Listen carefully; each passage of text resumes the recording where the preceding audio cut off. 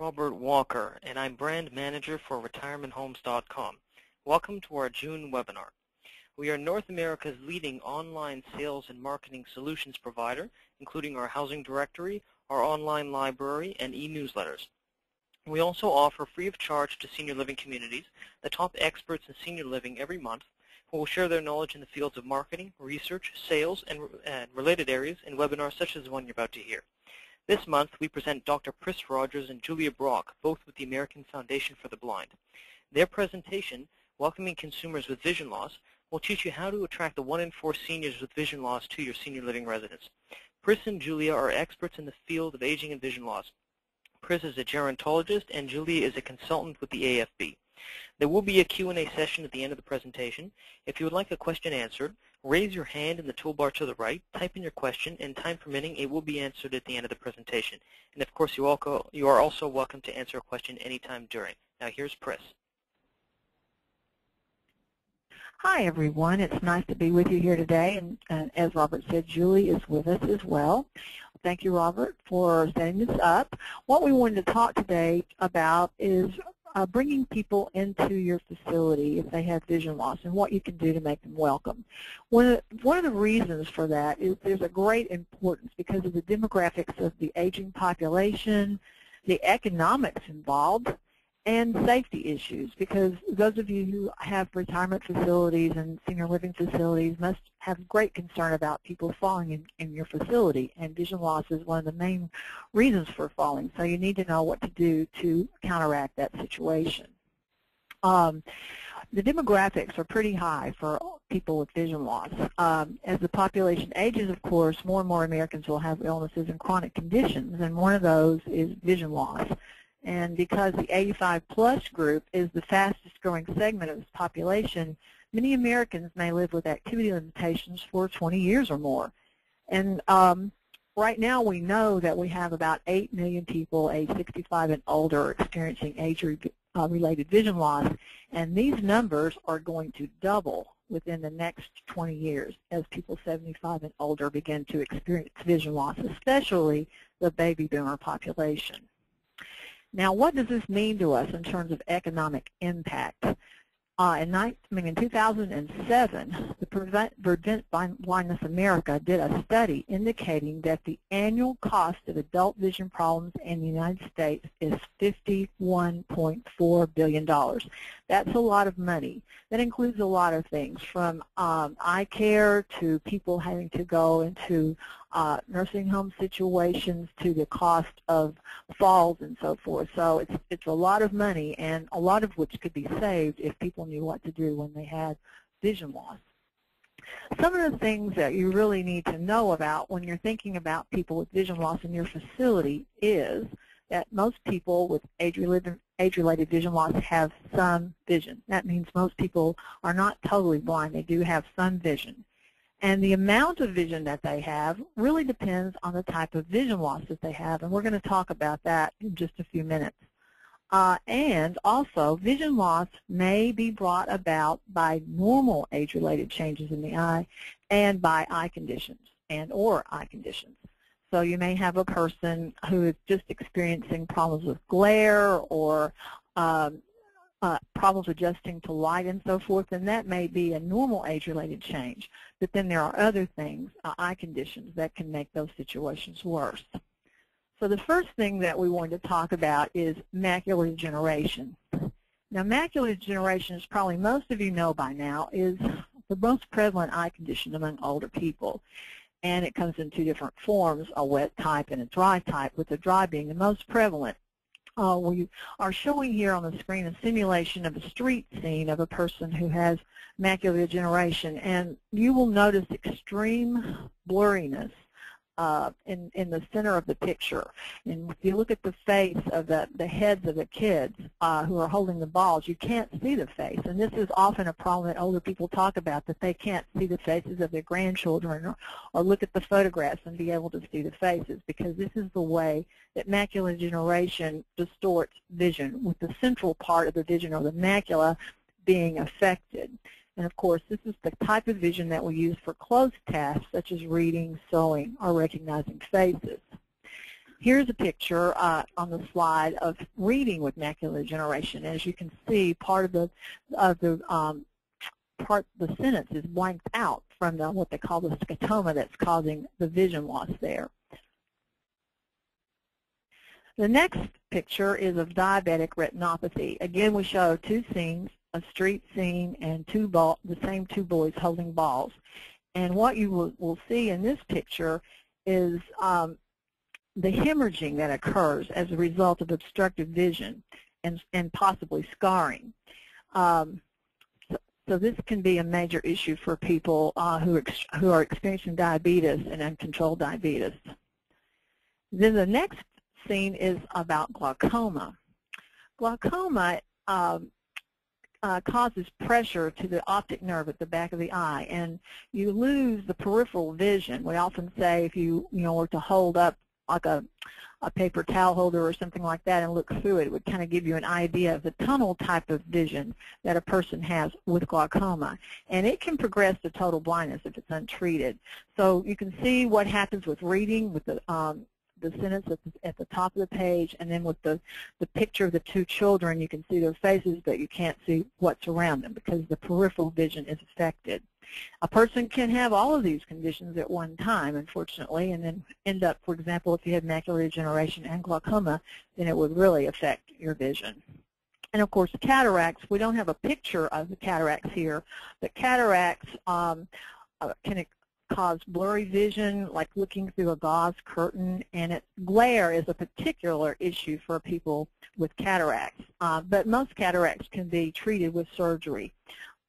One thing I do want to point out, we are going to have a slide in a little while about the website that AFB called visionware.org has, and we have a vision simulation, a little video on there that you may want to show to your staff, and it shows how all these different eye conditions work with people with vision loss.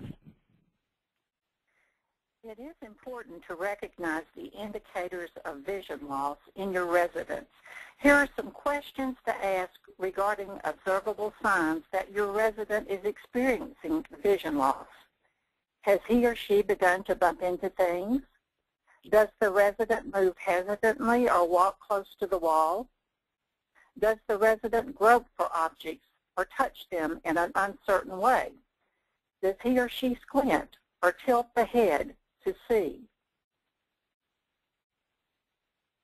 Does the resident ask for additional or different lighting? Does he or she hold books or other reading material close to the face? Are silverware and or food dropped when eating? Is the resident having trouble recognizing faces or reading the lettering on signs? Are you noticing stains on clothing or mismatched clothing being worn? Is the resident acting visually disoriented or confused in a familiar place? Is the resident tripping on area rugs? Has he or she been saying things like, I see halos or rings around lights? I have migraine headaches that give me blurry vision. I can't see anything at night. And there are spots in front of my eyes. I sometimes see double. Everything looks distorted. My eyes hurt, or I keep seeing flashes of light.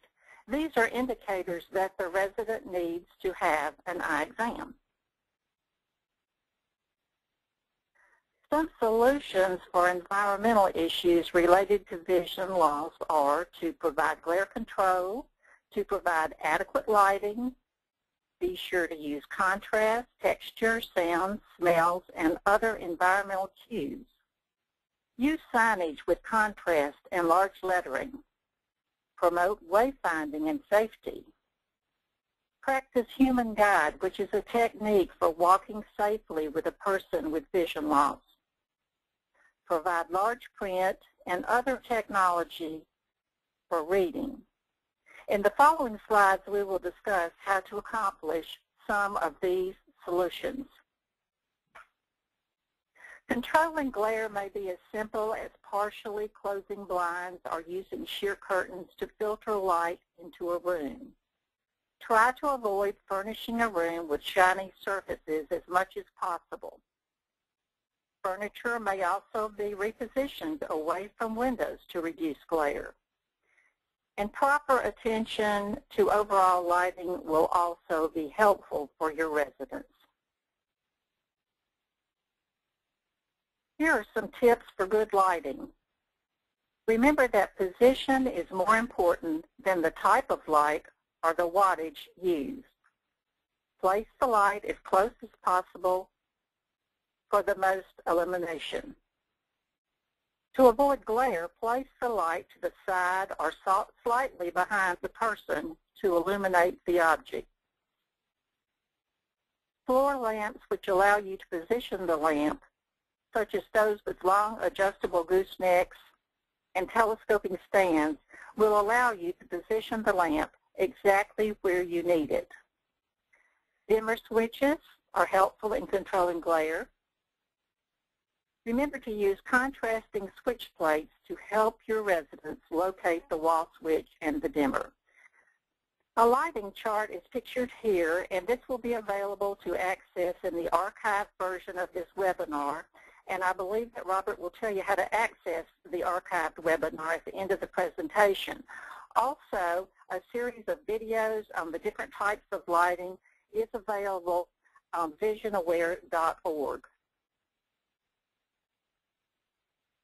Here are two examples of the good use of contrast in flooring materials in order to provide safety and accessibility for consumers with vision loss. This slide depicts the use of contrast around doors and light switches.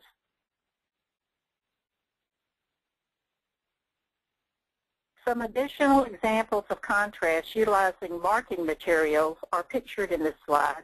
Notice the use of contrasting marking tape on the stairs, raised marks on the microwave, and contrast of the bathroom sink with the countertop.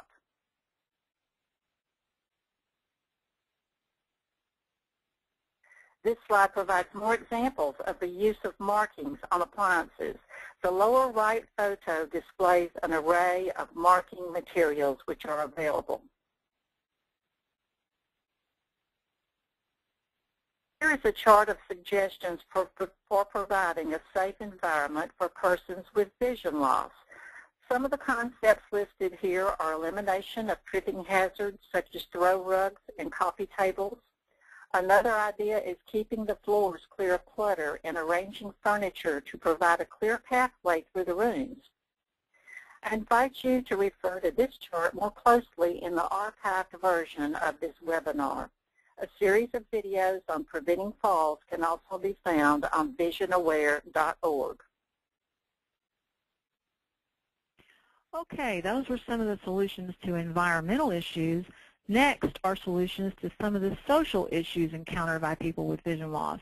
And those solutions include appropriate interaction and etiquette, use of eating adaptations, how to reveal vision loss, and how to reassure others, such as family, friends, and staff who may be unsure of how to interact with a person with vision loss.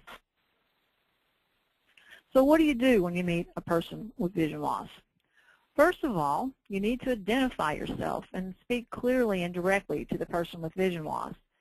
Use natural conversation, like words like look and see.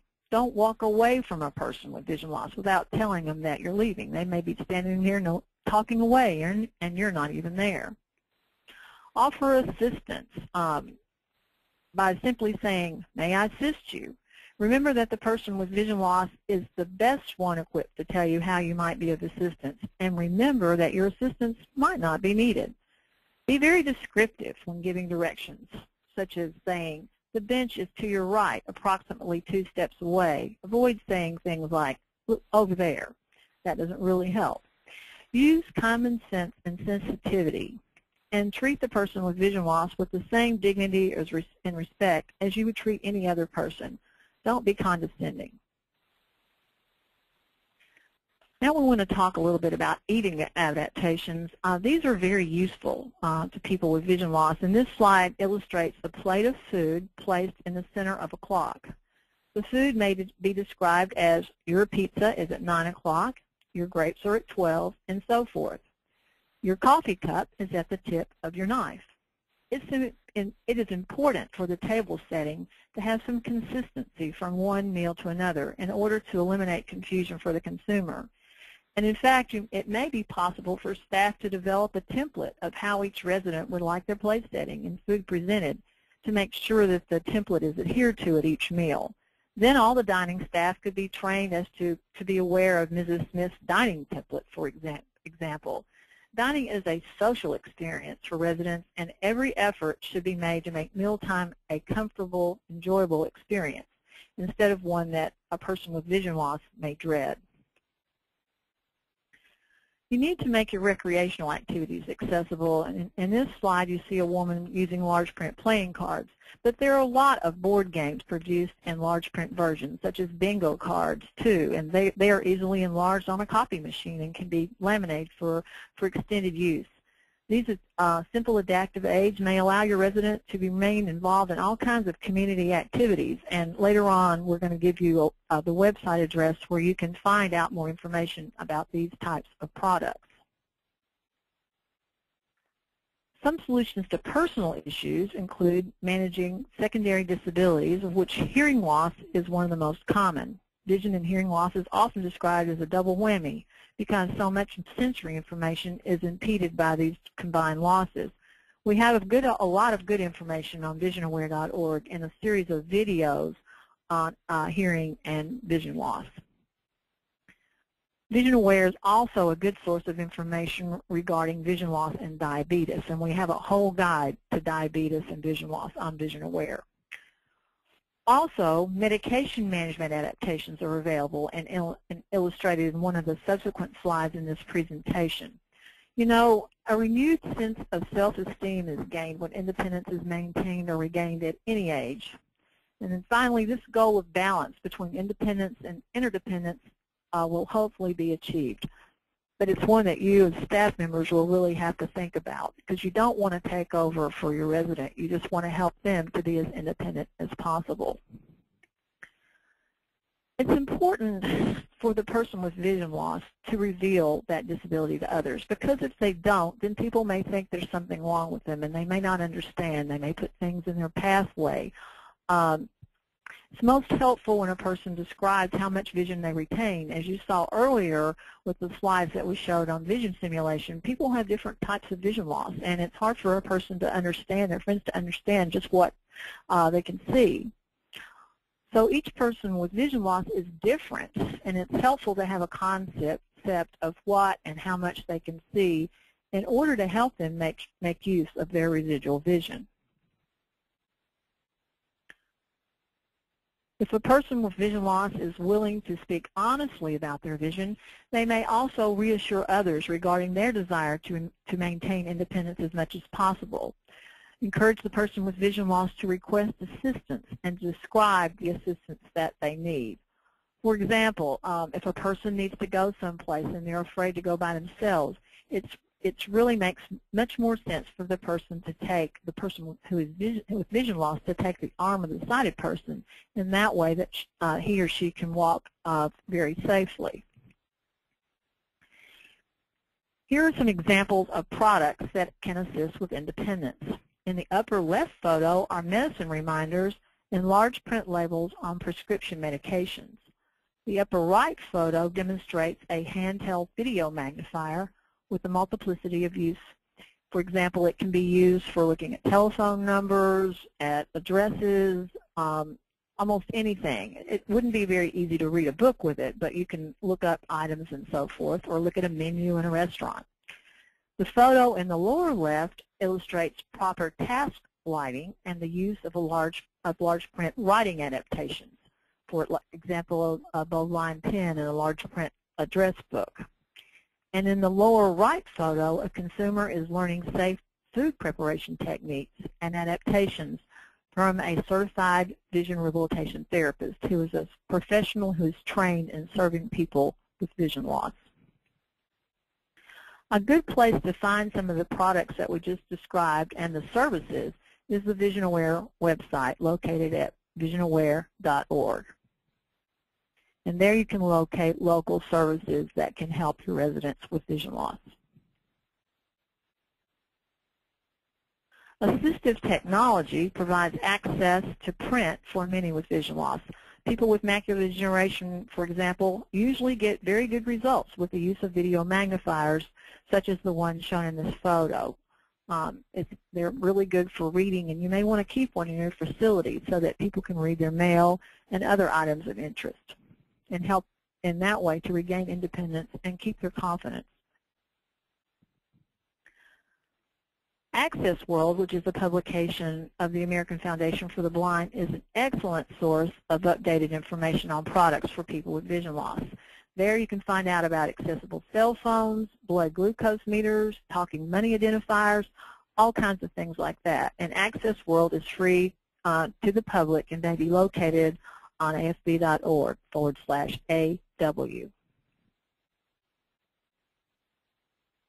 Here are some reliable web resources for information regarding vision loss. VisionAware.org, as we've mentioned, is a good source for general information about living with vision loss. At www.loc.gov/NLS, you can get information about the Talking Book program. www.va.gov/blind rehab is the source for veterans information. NCSAB.org will give you a listing of the state agencies providing blind rehabilitation services in all the states. And iCareAmerica.org / is a good source for eye care information for low-income seniors.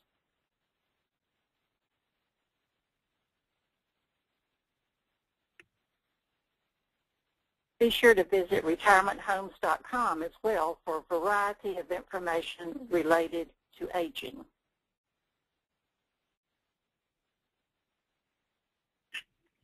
Each state has a federal state program for individuals who are older with vision loss. Most of these programs are located within the State Rehabilitation Services Agency. These services are free of charge to those who are over age 55 and qualify with regard to their vision loss. There is usually no income eligibility for these services. And you may access contact information for these free services at www.visionaware.org.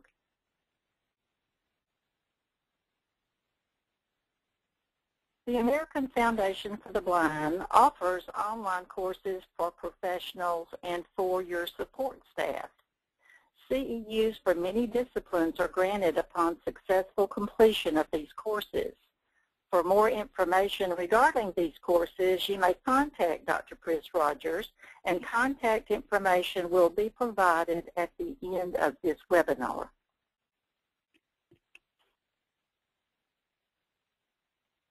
So VisionAware for the Blind are two good places to begin your search for reliable information.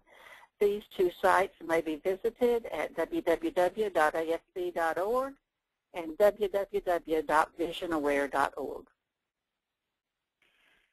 And we just launched visionaware.org last week, and we're very excited about it because it's a one-stop source for people who are having vision loss and for their family and friends to find out all about living with vision loss, about their eye conditions, about what they can do to live independently, emotional support, and so forth. And we hope that you will find this website really helpful to you and your staff members as you look for information to help the seniors who come into your communities and facilities.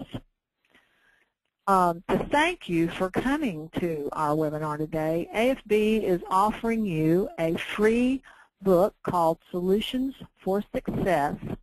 And this is a training manual for working with older people who are visually impaired. And this book was actually written for assisted living facilities, but it has a lot of really good information for facilities of all types.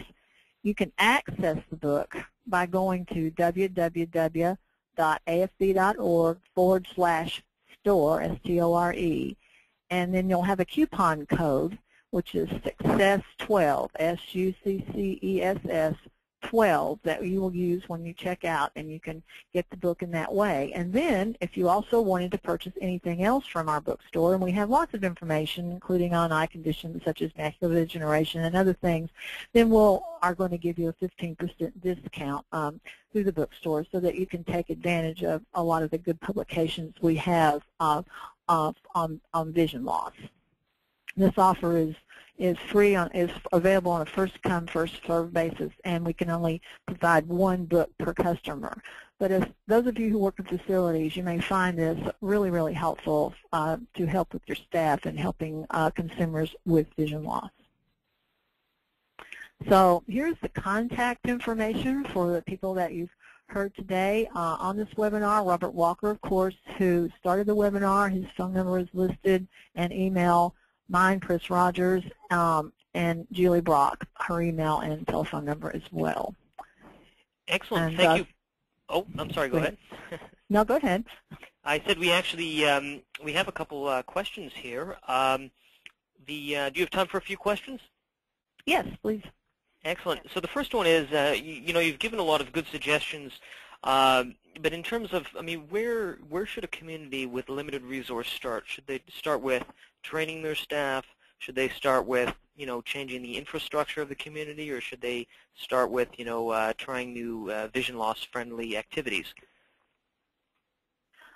I think the first thing that they would want to do is to train their staff on how to be vision friendly, how to help their residents, because it starts with the staff. They have to understand the different things that we just talked about here today of what they can do to help people with vision loss.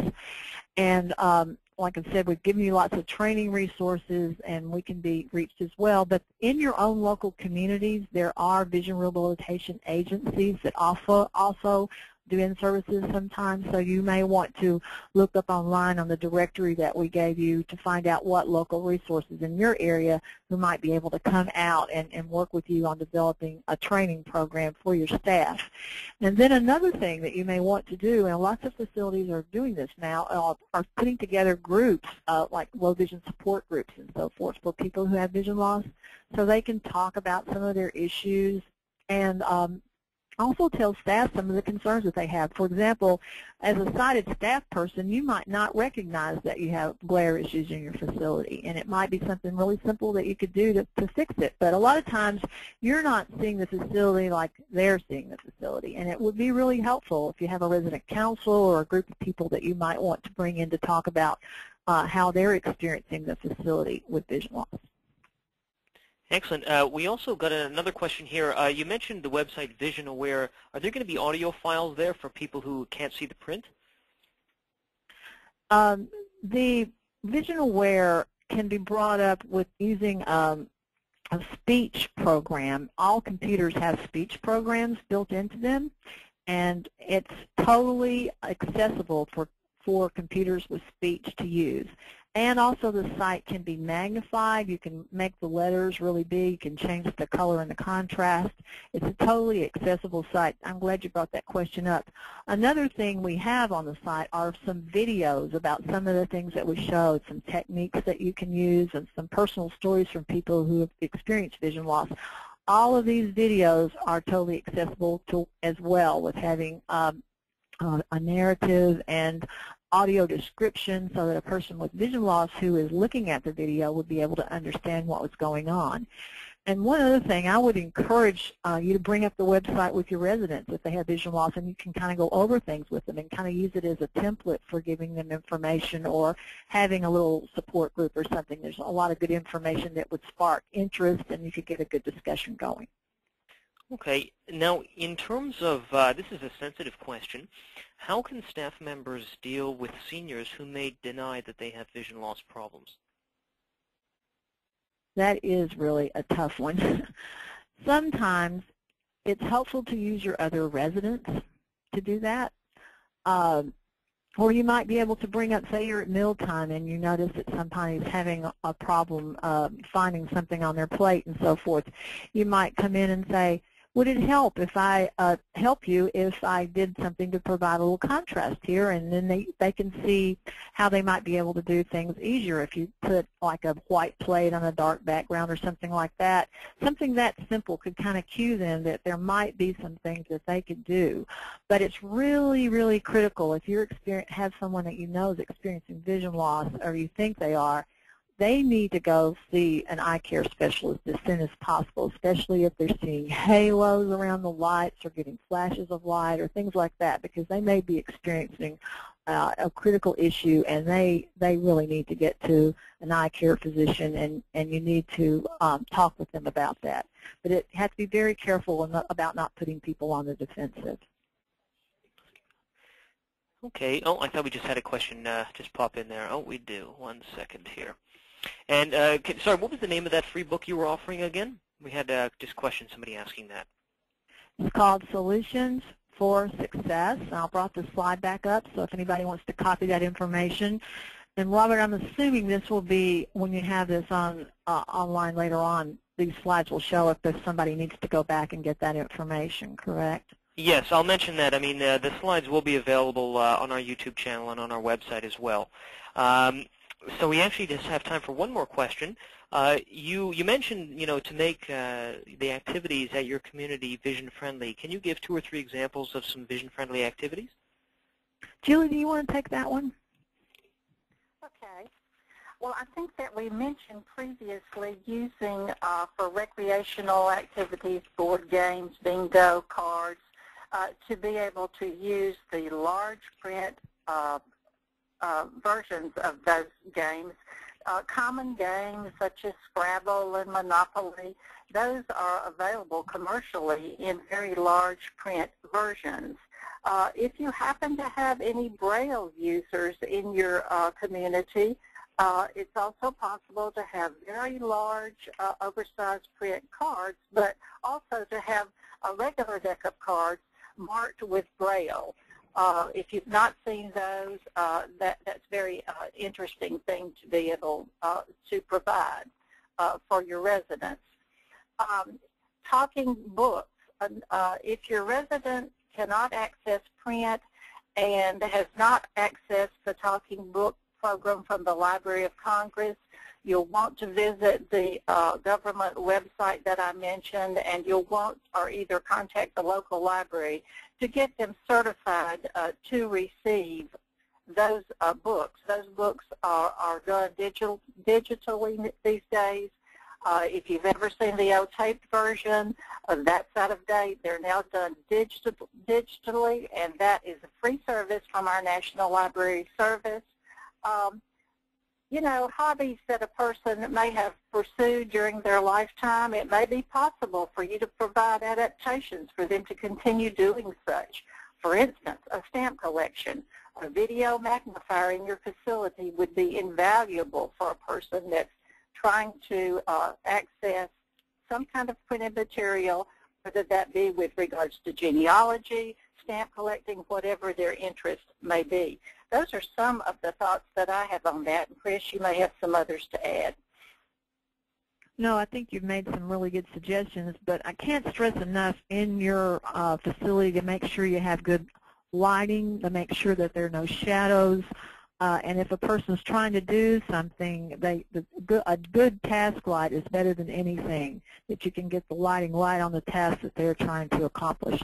A lot of times that's left out of the picture, and lighting probably is one of the most important things to remember. Excellent. Well, thank you very much, Pris and Julia, for that fascinating presentation. Again, that was Pris Rogers and Julia Bronk with the American Foundation for the Blind. This presentation will be available on our website, retirementhomes.com, and at youtube.com/retirementhomes. Pris, if you could just pull up the contact info as well.